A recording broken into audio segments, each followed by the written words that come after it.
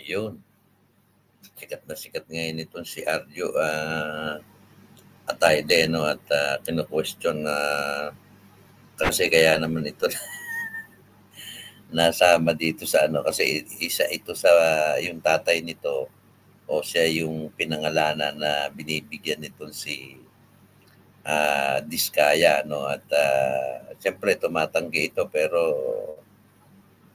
tingnan natin kung yung sinasabi ba ni Diskaya is ay may katotohanan o may posibilidad na totoo kasi kailangan dito. Kaya nga kung sinasabi ko, hindi naman ako naniniwala na itong si Soto ay naging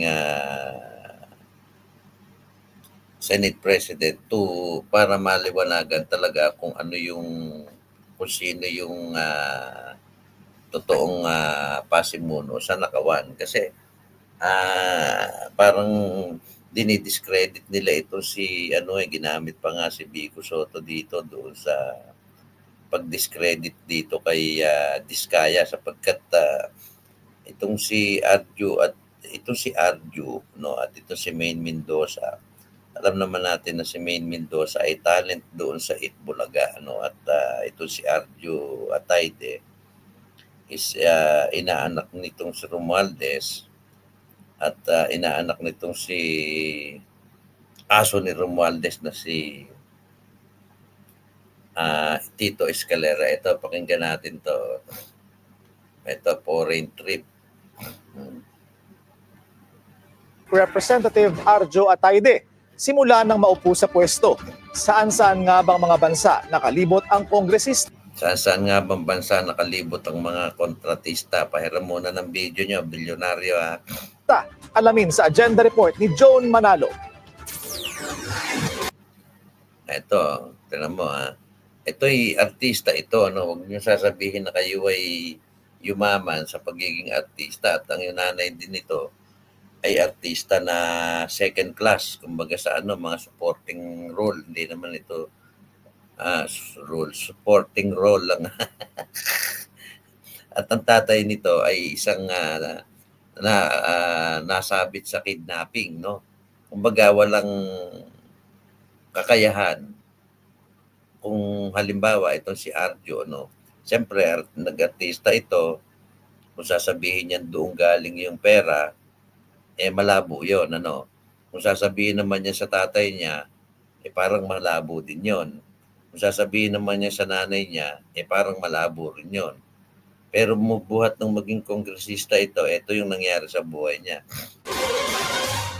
Nananatiling mainit ang mata ng publiko kay Quezon City 1st District Representative Arjo Atayde, lalo na ngayong dinawit siya ng kontratistang si Curly Diskaya sa flood control scandal. Ani Diskaya, isa raw si Atayde sa mga nag-solicit ng pera sa kanya. Ayan, sinasabi nito, kaya nga dinidiscredit nila ito Ito si Diskaya. Makakuha siya ng kontrata para sa isang proyekto. Kaya naging tampulan ng kritisismo ang pangalan ni Atayde, lalo pat kitang-kita ang tila maluhong pamumuhay nito sa social media. Sa Instagram posts ng artistang si Maine Mendoza na kanyang asawa, makikita ang iba't ibang foreign travels ni Atayde. April 2024 na magpunta sa yan, April 24, Osaka, Japan. Osaka, Japan ang mag-asawa. Nasundan naman ito noong May 2024 na May 2024. Ito lang kasagsagan ito ng flood control issue. Mga larawan na nasa iisang yate sila kasama ang mga Soto. Mga Soto ang kasama.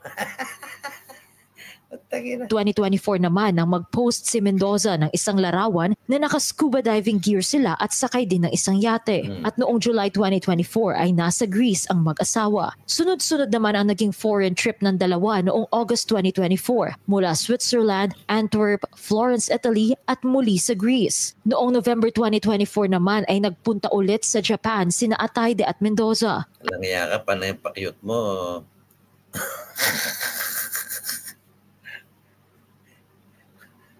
Alang ya kayo. Natatawa na lang ako sa inyo.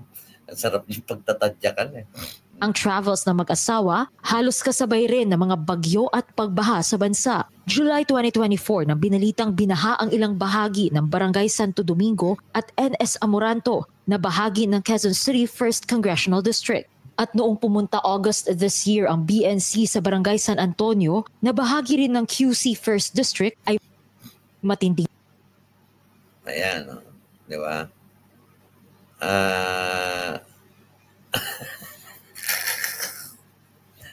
Tapos, ang masakit nito, yung nagsasabi na itong si Arjo at yung tatay nito. Kasi yung tatay nito, wala ka namang pagkukunan ng nagkakaso nga ito ng kidnapping. Ibig sabihin, ano ba ito? Ganun pa rin ba trabaho? Kumbaga, lifestyle check mo lang itong mga ito. Mahuhuli mo na itong mga ito eh. Ang problema kasi dito, yung sinasabi ni Bongbong Marcos na galit siya sa mga magnanakaw. Hindi nga niya tinatanggal itong si Romualdez eh. Bagkus ang binibira pala nakakatulad niya si Bonjing Remulla, gagawin pa nilang ombudsman, di ba? Walang patutunguhan itong investigasyon na ito sapagkat hawak tayo ng mga kongresista at hawak tayo ng presidente na di umano ay sila'y malilinis. Pero kung titingnan mo yung lifestyle nila, talaga namang mapapawaw ka na lang. Ito pa, oh. Ito pa, tingnan nyo. Oh.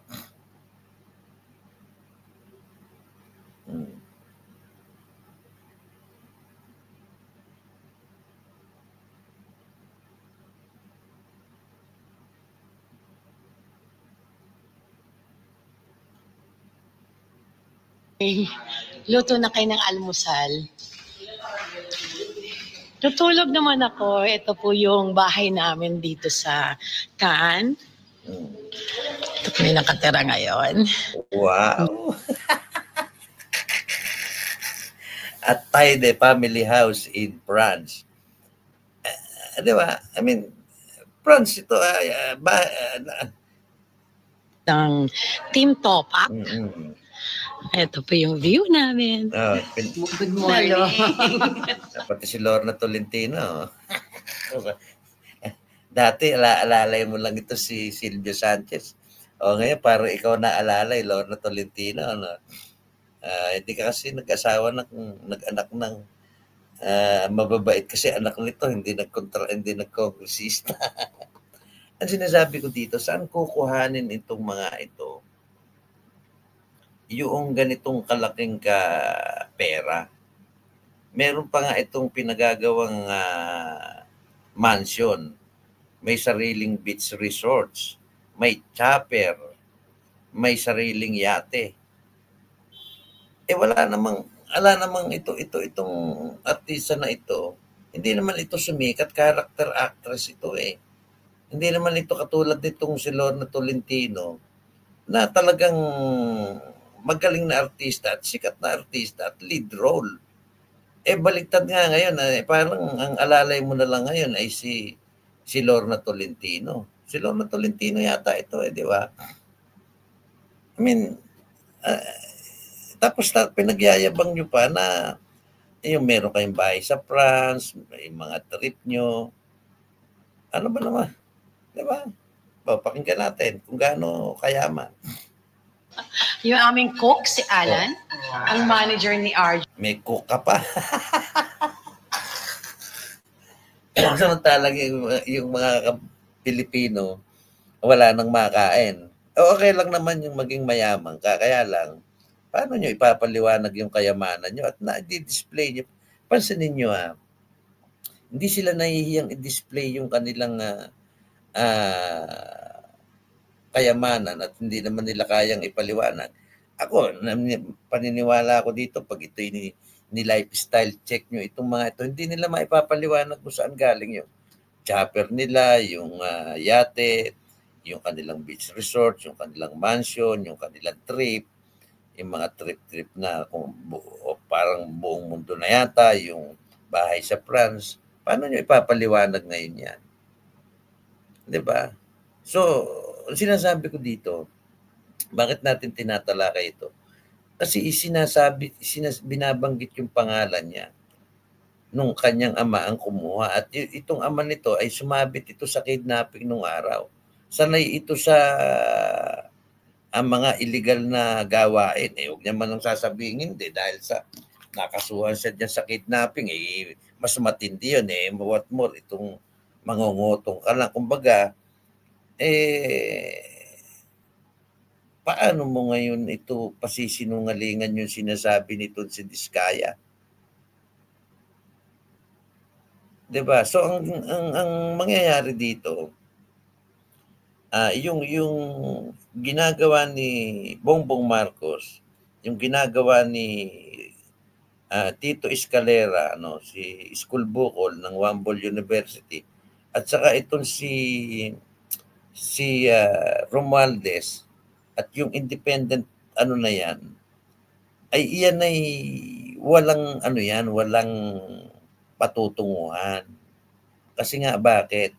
Kasi yung kung titingnan mo yung komposisyon nitong independent investigation, yung pagpalit nila kay Chis to Wambol University, kay School Bukol, kay Tito Escalera, at yung hindi nila pagtanggal kay Romualdez, at yung pagpipilit nila kay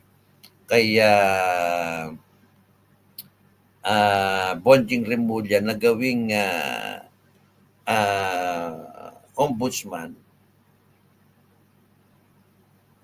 masasagot na ngayon yung tanong nyo na ito bang si Bongbong Marcos ay niluluko tayo o totoo ba yung kanyang sinasabi na galit siya? Kung pagduduktong-duktungin mo yung sinabi ko na yun, ako ang maisasagot ko dito, niluluko tayo ni Bongbong Marcos. So, kung tayo niluluko ni Bongbong Marcos, saan pa tayo pupunta? Saan tayo pupunta? Wala tayong pagsusumbungan Yung Korte Suprema natin o yung judiciary natin, although nakikitaan natin sila ng katapatan, kaya lang mga tao lang siya nandyan. 'Di ba? Minsan iyan yung masakit sa bansa natin kung minsan sabi nga ni Diskaya, sa ayaw niya at sa gusto napipilitan siya. Kasi yung pressure hindi nila makayanan. Kasi nga, siyempre gusto rin nilang kumita, na nape-pressure sila. Kasi alam mo nyo ang mga kontratista, kikita naman yan kahit na walang korupsyon Kikita yan. Hindi naman nila kailangan ng korupsyon Alam nila kung paano sila kikita sa legal. Kaya lang ang problema kasi, kaya nga nagiging substandard o ghost Kasi nga, yung hinihingi nitong mga kongresista na ito at mga taga-DPWH, isipin mo, babawasan ka ng halos 50% doon sa budget na kukontratahin mo. Hindi naman, kunyari, ang specification mo ay sabihin na nating 10. Simplihin lang natin. Kailangan 10 ang gagawin mo. At ang budget ng 10 na yun ay 100 bilyon. Ibig sabihin, bawat isa ay 10 bilyon. Kunyari lang yun. Ngayon, ang gagawin itong mga taga-DPWH at mga kontratista, mga taga-kongreso, kukuhanin nila yung 50 bilyon. Tapos yung 50 bilyon na yun ngayon yung ipapagawa mo doon sa 10 na supposed to be 100 billion. Paano ngayon ang gagawin ng kontratista doon? Natural, magiging substandard yun. At kailangan din nilang kumita at kailangan nilang magbayad ng empleyado. Sino ngayon na magsasuffer dito? Ang magsasuffer ngayon dito, yung taong bayan. Sinong nagkapera dito? Itong kontratista, itong DPWH, at halos yung bulk ng pera ng taong bayan napunta sa kongresista. Tingnan mo yung investigasyon nila. Katulad ni Tito Escalera, ni Tito Soto, may narinig ba kayo na iimbestigahan nila itong si Romualdez at si Saldico? Diyan sa Kongreso, may narinig ba kayong iimbestigahan nila si Saldico at si Romualdez? Wala. So, anong mangyayari ngayon? Wala. So, ang sinasabi ko dito, not unless the people ay pumunta sa karsada at gawin nyo kung ano yung nararapat, walang mangyayari sa bansa natin. So, either ako, tingin ko, kung hindi talaga magkakaroon ng people power, talagang yung bansa natin papunta sa kadiliman. Kasi yun na lang yung solusyon eh. Kasi yung katulad ni Senator Marcoleta, maganda na yung takbo ng itong si Diskaya at si Marcoleta. Parang kumbaga sila na yung magdidire-diretso sana eh. Anong ginawa nila? Tinanggal nila si Marcoleta. Ngayon, natanggal nila si Marcoleta. Ang kailangan na nila ngayong gipitin ay ito si Diskaya, which is nakikita niya naman. Pati si Vico Soto, ginamit nila. Kayo na mag-decide yan, mga kababayan ko sa Pilipinas. Wala na tayong magagawa dito kung hindi kayo na rin ang gumawa na. Sabi nga, kung hindi tayo kikilos, sino ang kikilos? Kung hindi ngayon, kailan? Yun lang at maraming salamat po.